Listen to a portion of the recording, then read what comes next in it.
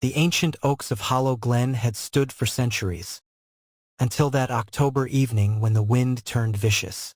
Flames roared through the underbrush like a starving beast, devouring everything in its path. Rabbits bolted. Birds abandoned their nests. Deer fled in panicked herds. Deep in her burrow, old Rusty the badger pressed against the cool earth, her grizzled fur trembling as the fire's heat seeped through the roots above.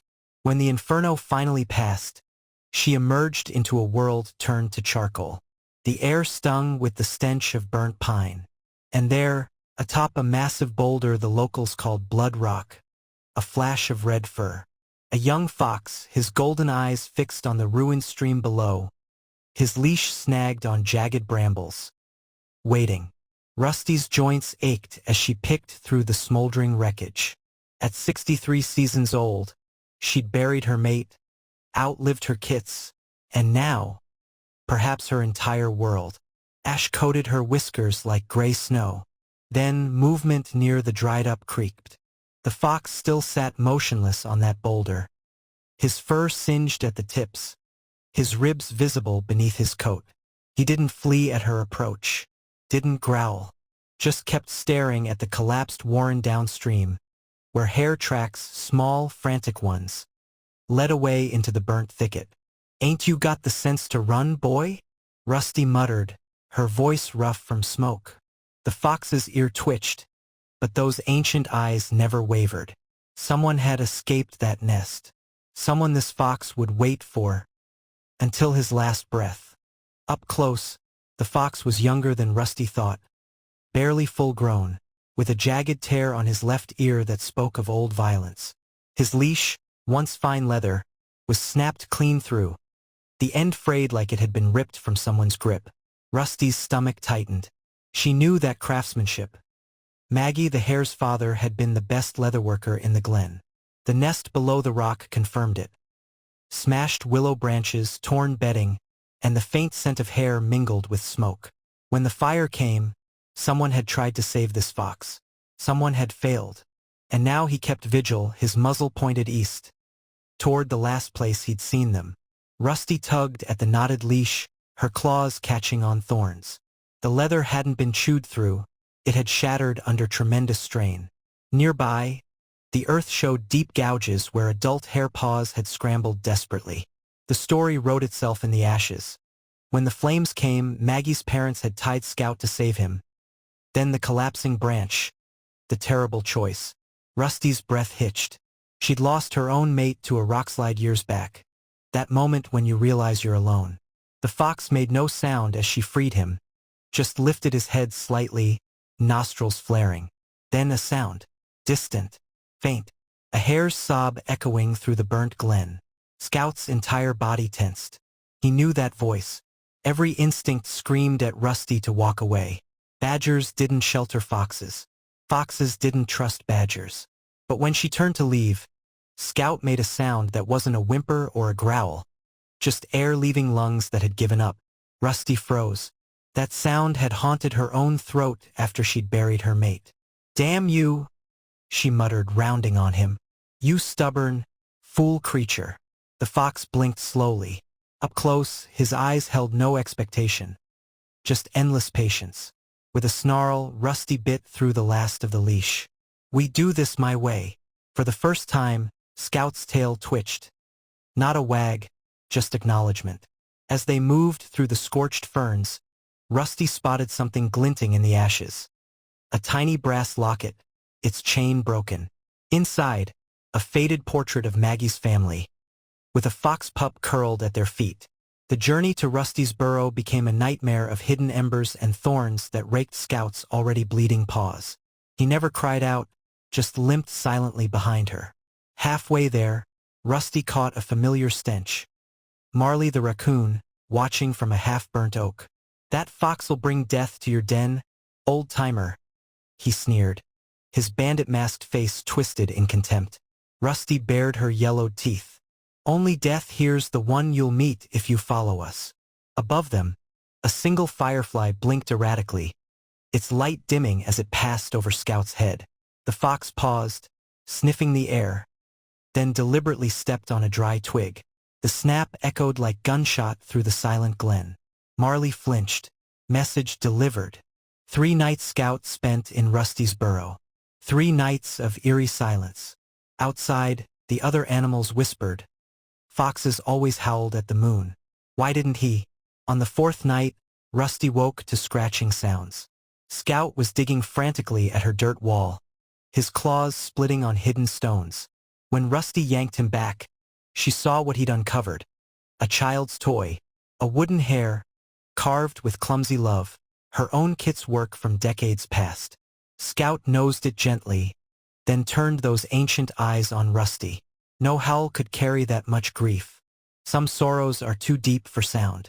Outside, the wind carried the faintest echo of a hare's wail through the burnt trees. Scout's ears swiveled. He knew. They both did. Maggie was out there, and she was hurting. The snowshoe hare came at dawn, her fur patchy from burns, her right ear permanently crumpled from the fire. Maggie. Scout didn't run to her, didn't growl, just stared. I tried to come back, Maggie whispered, her nose twitching violently. But the Warren voted, no foxes allowed after what happened. Her paws clenched. I was scared to be alone. Rusty saw the truth in the hare's trembling shoulders. Maggie had chosen survival over loyalty. And Scout? He didn't react, just kept watching her with those quiet eyes, as if he'd known all along this moment would come. Then, he stepped forward and dropped the wooden hare toy at Maggie's feet. Not an accusation, a question. The air between them crackled with everything left unsaid. By sunrise, the verdict came. A council of elders gathered at the great oak. Granny Edna the tortoise with her moss-knitted shawl, Marley the raccoon picking at his claws, even old Owl Connie perched solemnly above them. The fox goes, Marley declared. Or you both do. Rusty's claws gouged the earth. But it was Scout who moved first. He limped forward, his injured paws leaving faint blood smears on the oak's roots, and placed Maggie's toy gently before the council. A challenge, a plea. The glen held its breath. Then, I like him. Pip the squirrel kit, barely weaned, peeking from his mother's tail. The first crack in the dam. Granny Edna's ancient eyes gleamed. Seems the young uns disagree, Marley. The tension snapped like a bowstring. Rusty made her stand, her grizzled fur bristling. You want him gone? Fine. But first, let him prove his worth. Marley scoffed. How? By stealing our food faster. That's when old Owl Connie spoke, her voice like wind through dead leaves. The orphaned kits. They haven't made a sound since the fire. A gamble. If Scout could help the broken children, he could stay. If not, Rusty met Scout's gaze. The fox gave the smallest nod. Somewhere in the burnt thicket, a firefly blinked awake, odd for autumn. As the elders dispersed, Maggie approached Scout, her ears flat. I'm sore. But the fox turned away, his focus already on the hollow tree where the silent kits waited. Redemption, Rusty realized, wasn't about forgiveness. It was about doing what mattered, even when it hurt. The hollow tree reeked of fear and urine. 5 orphaned kits huddled in the back. A fawn, 2 squirrels, a rabbit, and a fox pup who shouldn't have survived. Scout paused at the entrance, his nostrils flaring. The fawn, little Lila, hadn't made a sound since the fire took her mother. Rusty held her breath as Scout limped forward, his injured paw leaving bloody prints on the bark. Then Lila moved. One trembling hoof reached out. Scout lowered his head, and her tiny hoof touched his scarred ear. A gasp rippled through the hollow. Lila's lips parted. No words came, but her eyes spoke volumes. The first thread of healing had begun. Moonlight filtered through the burnt willow branches as Scout settled among the kits for the night. The fox pup, barely weaned, snarled at first, until Scout gently pinned him with one paw and began licking his matted fur clean. Rusty watched from the shadows, her throat tight. She'd seen this before, after the great storm of '89, when mothers lost their young and strangers became family. The rabbit kit, Pip, curled against Scout's ribs. Does he bite? He whispered. Scout's tail thumped once. Only raccoons, Rusty grumbled. A giggle, then another, like the first raindrops after drought. Marley's stash tree stood untouched by fire, its trunk crammed with stolen acorns, berries, even a honeycomb. Rusty's hackles rose as the raccoon blocked their path. Price of passage, he sneered. Scout stepped forward and dropped a golden oak leaf at Marley's feet. Not food, not treasure, just a leaf, gilded by firelight. Marley froze. That leaf, his mate had collected them before the coyotes came. His claws retracted. 1 week, he muttered, snatching the leaf. Then he goes. But as they left, Rusty noticed Scout had left something else too. Maggie's wooden hair toy, placed carefully by Marley's tail. Peace offering, or a reminder. The ancient tortoise's shell creaked as she settled by the embers. Knew his grandam, she rasped. Silver-furred vixen, smart as lightning. Her claw traced the scar on Scout's ear. Got this protecting hair kits from a coyote. Rusty stiffened. That explained why Maggie's family had taken him in. Edna's milky eyes gleamed. Blood remembers, Badger. This one's got more hair in him than Fox. Outside, an owl called once, twice. A warning. Edna's voice dropped. But the Glens got long memories and longer grudges. Scout stood statue still as the glowing insect landed on his nose. Not yellow-blue. Rare this far north. Rusty's fur prickled. Blue fireflies only came when the light pulsed 3 times. Scout's ears shot up. He bolted into the night, leaving Rusty scrambling after. They crashed through ferns to a hidden clearing, and there, glowing faintly in the moss, paw prints. Fresh ones. Maggie's, leading east toward... Oh no! Rusty breathed. The old coyote den, abandoned for years. But the scents told a different story. Blood, fear, and something worse, metal. The humankind. The great oak thrummed with tension. Marley stood atop a root, his tail bristling. Food's gone missing. Eggs. Nuts. His beady eyes locked on Scout. And we all know who's got the taste for him. The kits whimpered. Rusty bared her teeth, until Pip squeaked. But Scout sleeps with us. Murmurs rippled through the crowd. Then a crash. Granny Edna's walking stick struck the oak. Enough! She pointed east with a trembling claw. While you squabble, Maggie Hart's in trouble. Human traps at the coyote den. A stunned silence. Scout didn't wait. He was already running. Blood dotted the ferns like gruesome breadcrumbs. Rusty's lungs burned as she chased Scout's bounding form. The trail veered sharply left, toward the abandoned mine shaft. No, not abandoned. Fresh human scent clung to the rocks.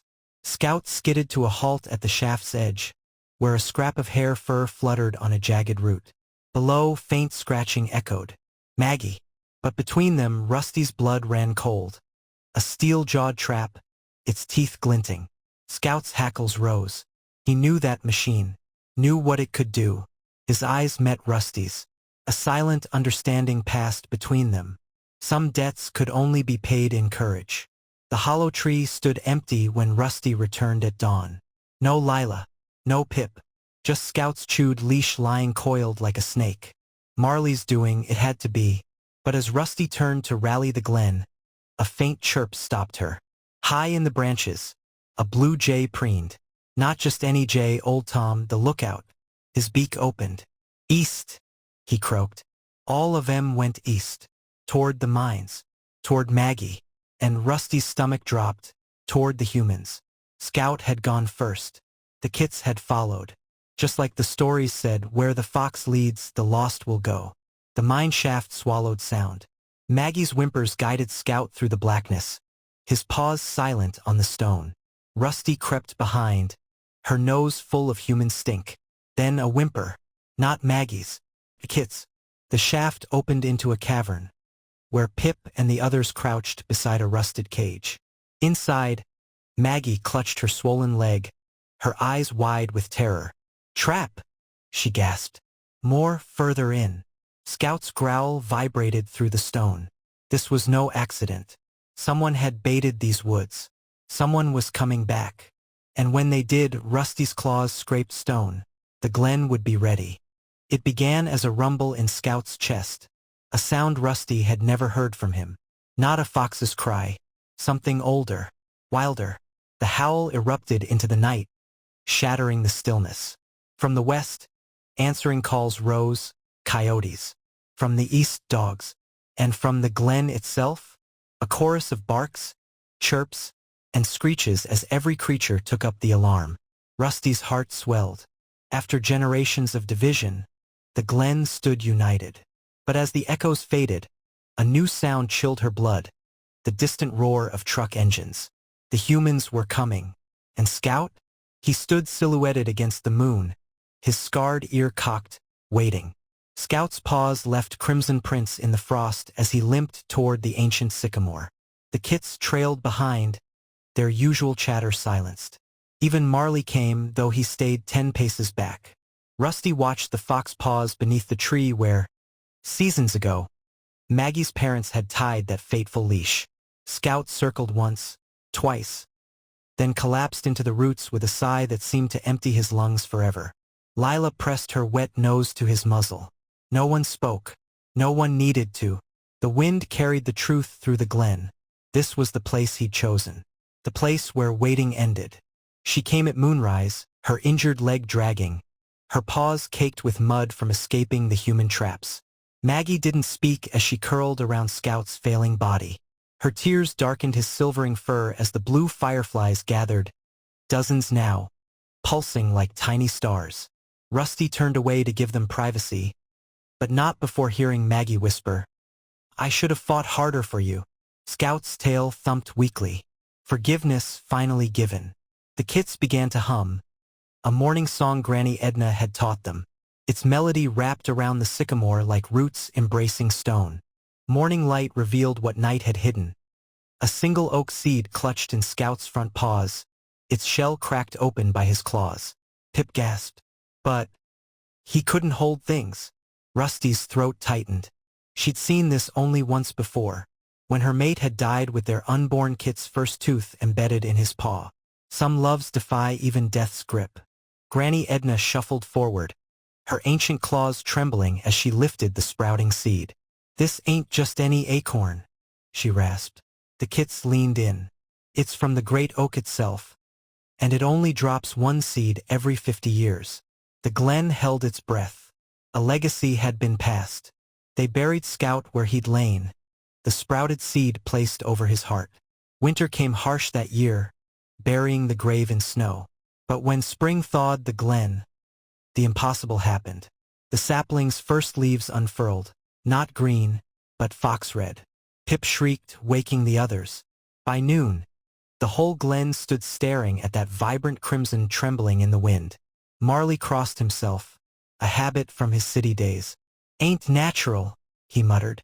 But old Owl Connie simply smiled. "Oh, it's natural," she corrected. "Just not normal." As if hearing her, the sapling's branches dipped, once toward Maggie. A nod, a recognition, promise kept. The old badger kept watch for 7 nights, her back against the sapling's thin trunk. On the 8th morning, the kits found her there, still warm but gone.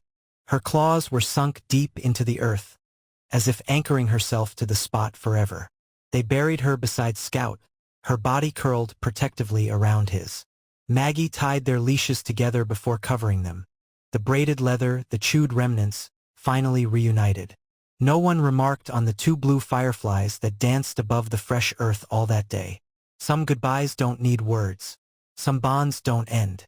The fox-red oak now towered over the glen, its roots cradling the boulder where Scout had waited. Lila, no longer little, led the kits of the next generation to its base each dawn. "This is where patience lived," she'd say, placing their tiny paws on the weathered stone.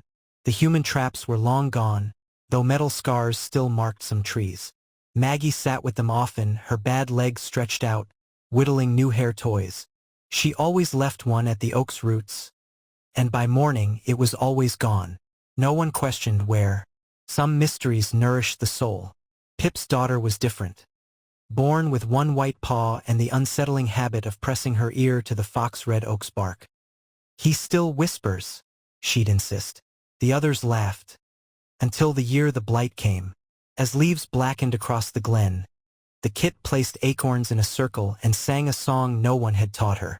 By week's end, the oak alone stood untouched, its crimson leaves blazing against the sickly forest. Granny Edna, now so old her shell had cracked, nodded sagely. "Blood remembers," she repeated. The glen finally understood. Her den walls were papered with bark scrolls, the story of Scout, of Rusty, of the fire that had reshaped them all. The final scroll took years to finish. When she tied the last knot, Maggie carried it to the oak at midnight. "For you," she whispered, hanging it from the lowest branch. The wind stirred the leaves, a sound almost like approval. By dawn, the scroll had unfurled itself, its inked paw prints and sketches glowing in the sun. Passers-by could swear the central figure, a fox with one torn ear, winked when the breeze shifted just right. Every summer solstice, the glen gathered at the oak. The kits performed the story Scouts rescue, the mind battle, the seed. But the true magic came after dark. As the last embers died, blue fireflies would emerge in perfect formation, swirling to recreate key moments. Scout on the boulder, Rusty's stand against Marley, the leashes intertwining. No one guided them. No one could explain it. Old Al Connie, in her final season, simply said, "Stories need telling. Love needs remembering." The display always ended the same way, the fireflies forming a towering fox shape that bowed deeply, then scattered like stardust. Hunters who passed through Hollow Glen told odd stories, of a red shadow that steered them away from kit-bearing dens, of fresh-killed rabbits left at starving travelers' feet. The few who tried to trap there found their snares sprung, with oak leaves tucked in the jaws. Parents warned their young, "Be good, or the watching fox will know." But the glen's residents knew better. On still nights, if you stood beneath the fox red oak and listened very carefully, you might hear it, the faintest sigh of contentment, the soft rustle of a tail brushing leaves. Waiting was over. Watching had begun. And somewhere, in the dappled sunlight between root and branch, a badger's chuckle rumbled through the earth. The old ones still argue about that final night. Why a fox who'd never made a sound chose to howl as death approached. Granny Edna claimed it was a warning. Marley insisted it summoned the coyotes deliberately. But Maggie, she knew the truth. As she cradled Scout's weakening body, she'd felt the vibration in his chest before sound escaped. Not a howl of pain, but a song. The same lullaby her mother had crooned to them both during thunderstorms. His last act wasn't for the glen. It was for her. A final gift to drown out the memory of screams with music. The kits still try to imitate it sometimes, their young voices rising in clumsy harmony beneath the oak. No one goes near Blood Rock after twilight now. Not since the year the rains came heavy, washing away layers of soot to reveal what Scout had really been guarding that first day. Carvings. Dozens of them hidden beneath the overhang. Tiny stick-figure hares. A crude badger. A fox with one ear. Generations of Maggie's family had added to it, their history etched in stone. But the newest addition? Fresh that final winter. A carefully scratched oak tree, its roots cradling two figures. The kits leave acorns in the hollow where the carvings live. By dawn, they're always gone. The blue fireflies are particularly thick there. Watching, remembering. Marley was the first to notice. The fox red oak sheds only one leaf each autumn. Always on the anniversary. Always landing precisely between the two graves. That first year he'd scoffed, until he lifted the leaf and found teeth marks along its stem, identical to Scout's unique dentition. Now the elders won't touch it. They let it lie where it falls, a crimson blanket over the past. The kits whisper that if you press your ear to it, you can hear two heartbeats. One slow and steady as a badger's hibernation breath, the other quick as a fox's pant. Granny Edna, in her final days, claimed the leaves weren't leaves at all. "Postcards," she'd rasped, "from a journey we'll all take someday." Maggie never told a soul about those final moments. How Scout's dry tongue had brushed her wrist, not randomly, but with purpose, tracing the scar there, the one she'd gotten at 6 weeks old, when a fox kit's needle teeth had nipped her during play, their first meeting, their last goodbye. Now she rubs that old scar during storms, when the oak's branches thrash like restless legs. The kits think she's praying. Maybe she is. To whom? That's between her and the watching shadows. But some nights, when the wind is right, the oak's leaves part just so. And for a heartbeat, the dappled moonlight looks like a pink tongue flicking out in greeting. They found the remnants in Maggie's den after she passed, birch bark sheets covered in musical notes, pinned beneath a smooth river stone. The chorus was complete, but the final verse trailed off mid-measure. The Glen's musicians tried for years to finish it, but nothing ever sounded right. Until one summer solstice, when Pip's granddaughter, the one with Scout's exact golden eyes, hummed a fragment no one recognized. The blue fireflies went wild that night, pulsing in perfect time. Old Tom the Jay, nearly blind now, squawked, "That's it! That's the missing bit." No one asked how a kit born decades after Maggie's death knew the tune. Some melodies weave through roots and rise again in unexpected seasons. The kits aren't supposed to know about the shared dreams. But when 5 unrelated youngsters all sketch the same scene, a red fox and grizzled badger standing sentry on a starry bridge, the elders exchange glances. The details are too precise. Rusty's chipped claw, the particular way Scout's torn ear folded at the tip. Granny Edna had warned them this would happen. "Guardians don't retire," she'd muttered while packing her pipe with oak leaves. Now parents watch their sleeping young with tender unease, noting the smiles that sometimes grace dreaming faces.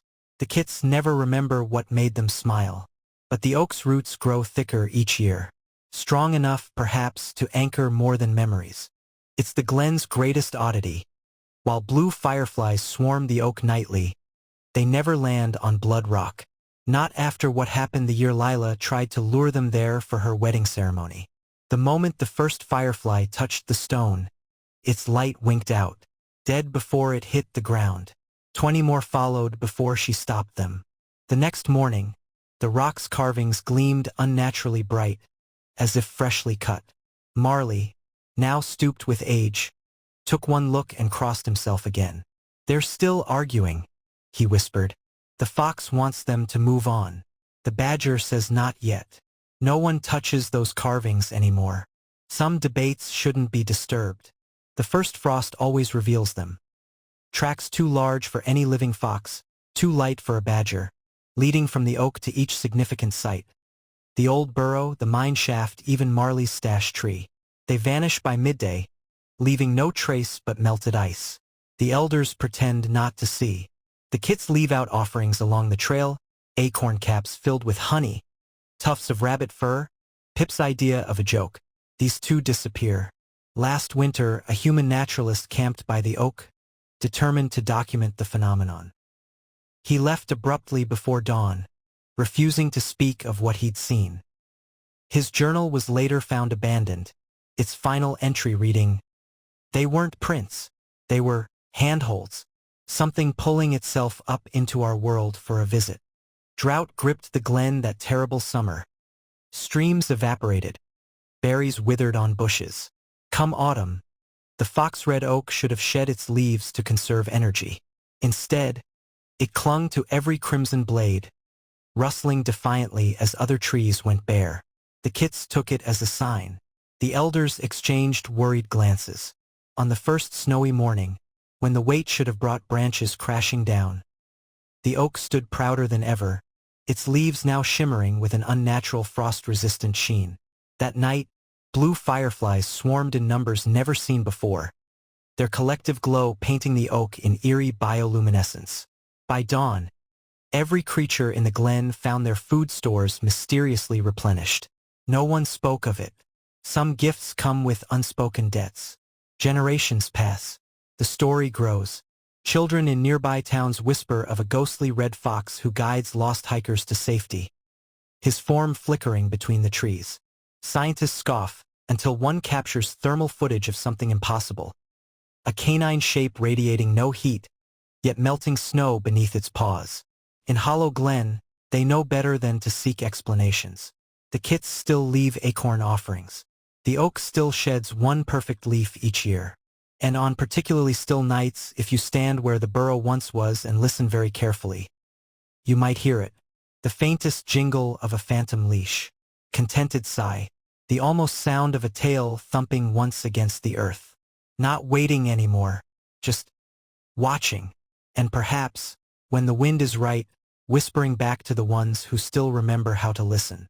Parents still warn kits about midnight wanderings, yet those who sneak out swear they've seen him, a red shadow with one tattered ear, standing watch where the old burrow once was. He never approaches, just watches. Old Tom claims scouts keeping nightmares at bay. The evidence? Not a single young one has reported bad dreams since the oak matured. Coincidence? Maybe.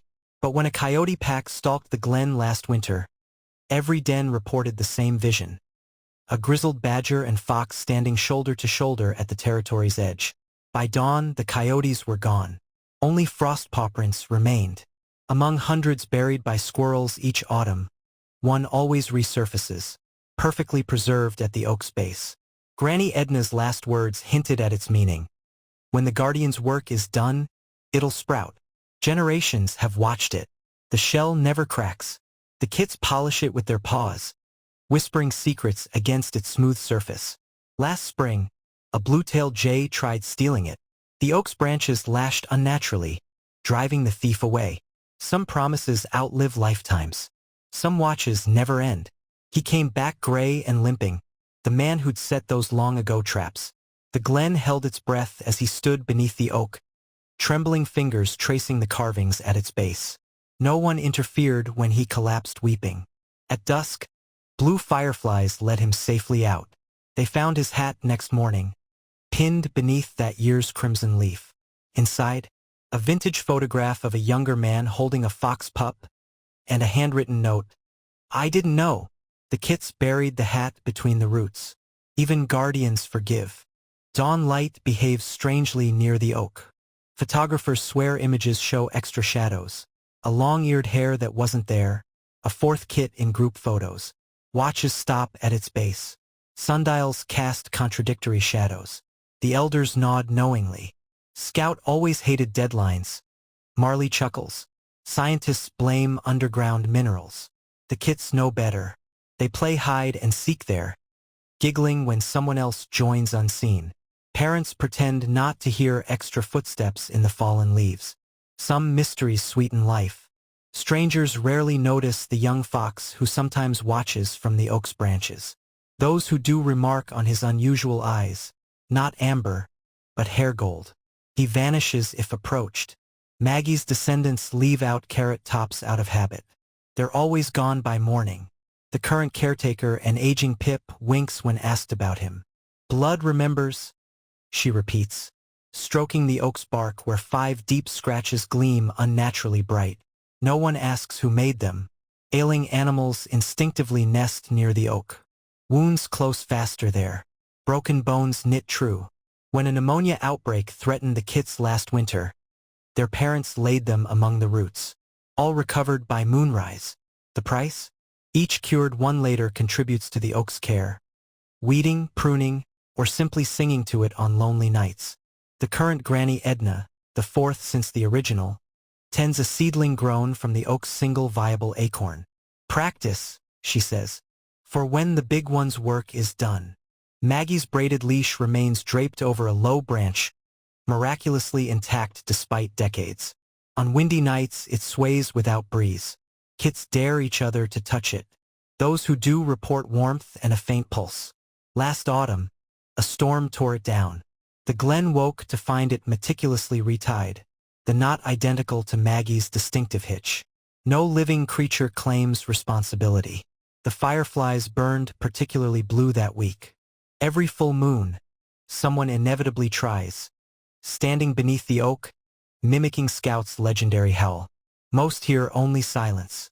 But occasionally, when the moon hangs just right and the caller's heart is true, an echo returns. Not from the glen, not from the hills, but from the oak itself. its roots humming like plucked strings. The kids swear the vibration matches their grandparents' descriptions of Scout's voice. The elders don't contradict them. Some songs never end. Pip's granddaughter tends the oak now, her white pole resting often on its bark. She knows what others don't, the exact moment the guardians will move on. It's written in the tree's rings, she claims. She won't say when, only smiles cryptically while watering the seedling. Stories need endings, she murmurs. But love.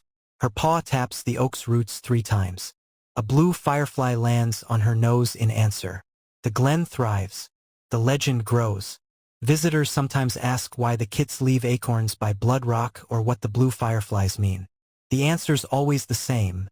A shrug and tradition.